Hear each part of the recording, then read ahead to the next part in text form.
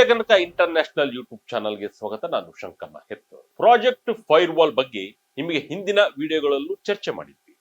ಈಗ ಆ fire wall ನಿಂದ ಫೈರ್ ಸಿಕ್ಕಾಪಟ್ಟೆ ಜೋರಾಗಿರೋಕೆ ಕಾಣ್ತಿದೆ. ಅಮೆರಿಕದ ಕಂಪನಿಗಳಲ್ಲಿ H1B ವೀಸಾ ವಿಚಾರದಲ್ಲಿ ಆಗಿರುವ ವಂಚನೆಯನ್ನ ಪತ್ತೆ ಮಾಡೋಕೆ ಅಮೆರಿಕದ ಕಾರ್ಮಿಕ ಇಲಾಖೆಯು ತನಿಖೆ ಶುರು ಮಾಡಿದೆ. ಈಗ ಫೈರ್ ಕಂಪನಿಗಳ ಬುಡವನ್ನೇ ಸುಡೋಕೆ ಶುರು ಮಾಡಿದೆ.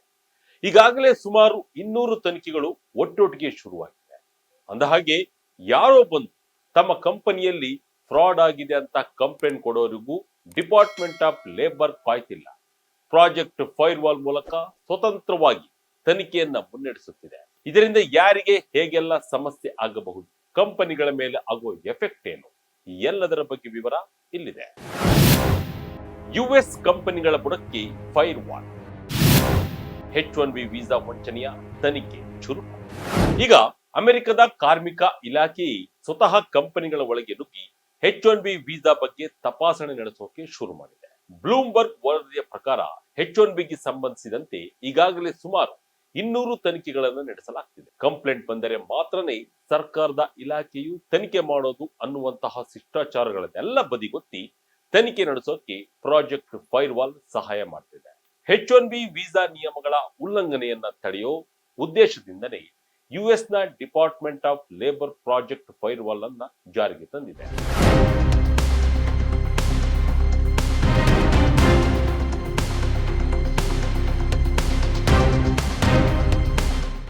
ಇಲ್ಲಿ ಅತಿ ಮುಖ್ಯವಾದ ಬದಲಾವಣೆ ಏನಂದ್ರೆ, ಇಷ್ಟು ದಿನ ಅಮೆರಿಕದ ಕಾರ್ಮಿಕ ಇಲಾಖೆ ತನಿಖೆ ಮಾಡಬೇಕಾದ್ರೆ ಯಾರಾದರೂ ದೂರು ನೀಡಬೇಕಿತ್ತು.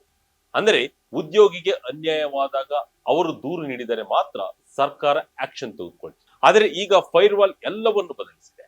ಇದೇ ಮೊದಲ ಬಾರಿಗೆ ಲೇಬರ್ ಸೆಕ್ರೆಟರಿ ಒಂದು ವಿಶೇಷ ಅಧಿಕಾರವನ್ನ ಬಳಸುತ್ತಿದ್ದಾರೆ.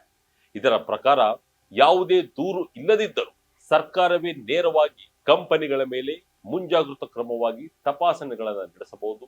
ಈಗಾಗಲೇ ನೂರಾರು ಪ್ರಕರಣಗಳ ತನಿಖೆಯನ್ನ ಅಲ್ಲಿನ ಇಲಾಖೆ ಶುರು ಮಾಡಿದೆ. ಅಮೆರಿಕದ ಸ್ಥಳೀಯ ಕೆಲಸಗಾರರನ್ನ ರಕ್ಷಿಸುವುದು ಮತ್ತು H1B ವೀಸಾದ ದುರ್ಬಳಕೆಯನ್ನ ತಡೆಯುವುದೇ ಇದರ ಮುಖ್ಯ ಉದ್ದೇಶವಾಗಿದೆ.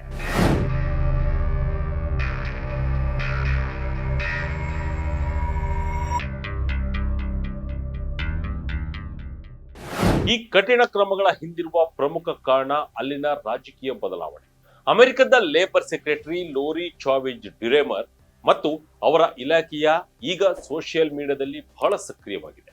ಗ್ಲೋಬಲಿಸಂ ಅಥವಾ ಜಾಗತೀಕರಣ ಅಮೆರಿಕದ ಕೆಲಸಗಾರರ ಬದುಕನ್ನ ನಾಶ ಮಾಡಿದೆ ಎಂದಿದ್ದಾರೆ.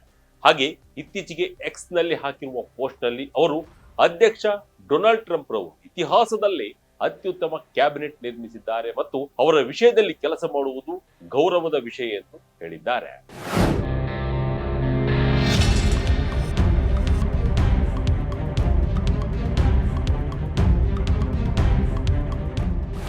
US ನ ಕಾರ್ಮಿಕ ಇಲಾಖೆಯು ಜಾಗತೀಕರಣದಿಂದ ಅಮೆರಿಕದ ಎಷ್ಟೋ ಉದ್ಯೋಗಿಗಳ ಜೀವನ ಹಾಳಾಗಿದೆ. ಫ್ಯಾಕ್ಟರಿಗಳು ಬೇರೆ ದೇಶಕ್ಕೆ ಹೋದಾಗ ಸ್ಟೀಲ್ ಕೆಲಸಗಾರರು ಕೆಲಸ ಕಳೆದುಕೊಂಡರು. ಟೆಕ್ ಕಂಪನಿಗಳು ಅಕ್ರಮವಾಗಿ ವಿದೇಶಿ ಉದ್ಯೋಗಿಗಳಿಗೆ ಆದ್ಯತೆ ನೀಡಿದ್ದರಿಂದ ಅಮೆರಿಕದ ಟೆಕ್ಕಿಗಳು ಕೆಲಸ ಕಳೆದುಕೊಂಡರು ಎಂದು ಟೀಕಿಸಿದೆ. ಅಂದರೆ ಪರೋಕ್ಷವಾಗಿ ಭಾರತ ಸೇರಿದಂತೆ ಬೇರೆ ದೇಶಗಳಿಂದ ಹೋಗುವ ಇಂಜಿನಿಯರ್ಗಳ ಮೇಲೆ ಅವರು ಕಣ್ಣಿಟ್ಟಿದ್ದಾರೆ. ಅಮೆರಿಕದ ಉದ್ಯೋಗಗಳು ಅಮೆರಿಕನರಿಗೆ ಸಿಗಬೇಕು ಅನ್ನೋದೇ ಇದರ ಮುಖ್ಯ ಘೋಷಣೆಯಾಗಿದೆ. ಕಂಪನಿಯ ತಪ್ಪು ಕಂಡು ಬಂದರೆ ಏನಾಗುತ್ತೆ? H1B ಆಮಿಷಕ್ಕೆ ಬಲಿಯಾಗಬೇಡಿ, ಎಚ್ಚರ. H1B ವೀಸಾ ದುರ್ಬಳಕೆ ಮಾಡಿರುವುದು, ಉದ್ಯೋಗದಲ್ಲಿ ವಂಚನೆ ಮಾಡಿರುವುದು ಅಮೆರಿಕದಲ್ಲಿರುವ ಚಿಕ್ಕ ಪುಟ್ಟ ಕನ್ಸಲ್ಟೆನ್ಸಿಗಳು ಅಥವಾ ದೊಡ್ಡ ಕಂಪನಿಗಳಲ್ಲೂ ಇಂತಹ ಫ್ರಾಡ್ಗಳು ಆಗಿವೆಯೇ ಅನ್ನೋದು ಪ್ರಶ್ನೆ. ಸಾಮಾನ್ಯವಾಗಿ H1B ವೀಸಾ ಕಾರ್ಯಕ್ರಮವನ್ನ ಅಮೆರಿಕದಲ್ಲಿ ಅತಿ ಹೆಚ್ಚು ಬಳಸಿಕೊಳ್ಳುವುದು ಟೆಕ್ನಾಲಜಿ ವಲಯ. ಇದರಲ್ಲಿ ಅಮೆಜಾನ್, ಮೈಕ್ರೋಸಾಫ್ಟ್, ಗೂಗಲ್ ಮತ್ತು ಮೆಟಾದಂತಹ ದಿಗ್ಗಜ ಕಂಪನಿಗಳು ಕೂಡ ಸೇರಿವೆ. ಈ ಹೊಸ ತನಿಖೆಗಳು ಈ ದೊಡ್ಡ ಕಂಪನಿಗಳ ಮೇಲೆ ನಡೆಯುವ ಸಾಧ್ಯತೆ ಇದೆ.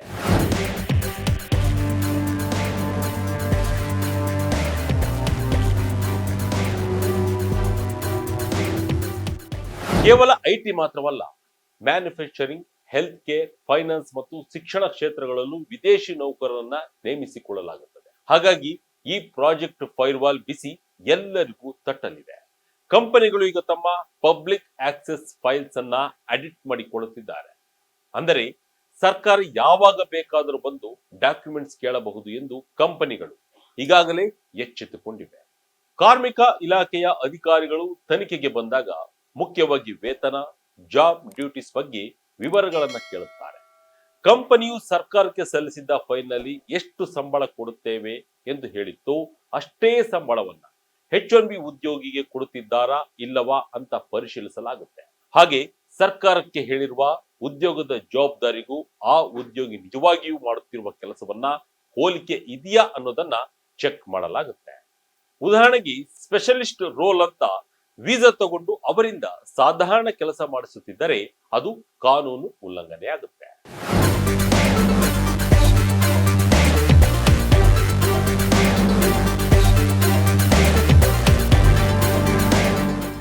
ತನಿಖೆಯಲ್ಲಿ ಕಂಪನಿಯಿಂದ ತಪ್ಪಾಗಿದೆ ಅನ್ನೋದು ಕಂಡು ಬಂದ್ರೆ ಕಂಪನಿಗಳೇ ಭಾರಿ ದಂಡ ವಿಧಿಸಬಹುದು ಅಥವಾ ಆ ಕಂಪನಿಯನ್ನ H1B ಪ್ರೋಗ್ರಾಂನಿಂದಲೇ ತಾತ್ಕಾಲಿಕವಾಗಿ ಬ್ಯಾನ್ ಮಾಡಬಹುದು.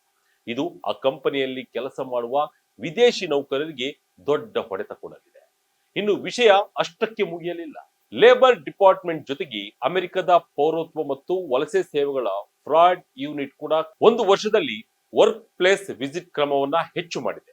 ಅದೇ ರೀತಿ ಈಕ್ವಲ್ ಎಂಪ್ಲಾಯ್ಮೆಂಟ್ ಆಪರ್ಚುನಿಟಿ ಕಮಿಷನ್ ಕೂಡ ಒಂದು ಕಣ್ಣಿಟ್ಟಿದೆ.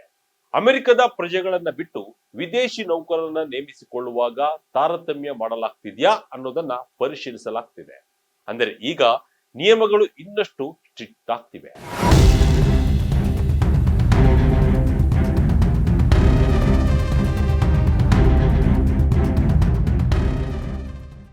ಇದು ಭಾರತೀಯರ IT ಉದ್ಯೋಗಿಗಳಿಗೆ ಮತ್ತು ಹೊಸದಾಗಿ ಅಮೆರಿಕಕ್ಕೆ ಹೋಗುವವರಿಗೆ ಎಚ್ಚರಿಕೆಯ ಗಂಟೆಯಾಗಿದೆ. ನೀವು ಕೆಲಸ ಮಾಡುತ್ತಿರುವ ಕಂಪನಿ ಎಲ್ಲಾ ನಿಯಮಗಳನ್ನ ಸರಿಯಾಗಿ ಪಾಲಿಸುತ್ತಿದೆಯಾ ಎಂದು ತಿಳಿದುಕೊಳ್ಳೋದು ಒಳ್ಳೆಯದು. OPTಯಲ್ಲಿ ಇರುವವರಿಗೆ H1B ವೀಸಾ ಕೊಡಿಸುವ ಆಮಿಷವೊಡ್ಡಿ ಕಡಿಮೆ ಸಂಬಳಕ್ಕೆ ಹೆಚ್ಚು ಕೆಲಸ ಮಾಡಿಸಿಕೊಳ್ಳೋ ಕಂಪನಿಗಳ ಬಗ್ಗೆ ಎಚ್ಚರ ವಹಿಸಬೇಕು. ಇಲ್ಲವಾದ್ರೆ ವೀಸಾ ನಿಯಮಗಳು ಕಠಿಣ ಆಗ್ತಿರೋ ಈ ಸಮಯದಲ್ಲಿ ಅಮೆರಿಕದ ಕನಸು ಅಡಕ ಕತ್ತರಿಯಲ್ಲಿ ಸಿಕ್ಕಿ ಹಾಕಿಕೊಂಡಂತೆ ಆಗುತ್ತೆ. ಇದಾಗಿತ್ತು ಈ ಕ್ಷಣದ ಇಂಟ್ರೆಸ್ಟಿಂಗ್ ಸ್ಟೋರಿ. ಇದೇ ರೀತಿಯ ಸ್ಟೋರಿಗಾಗಿ Vijaya Kanaka international YouTube channel, Facebook channel follow ಮಾಡ್ತಾ ಇರಿ. ಧನ್ಯವಾದಗಳು.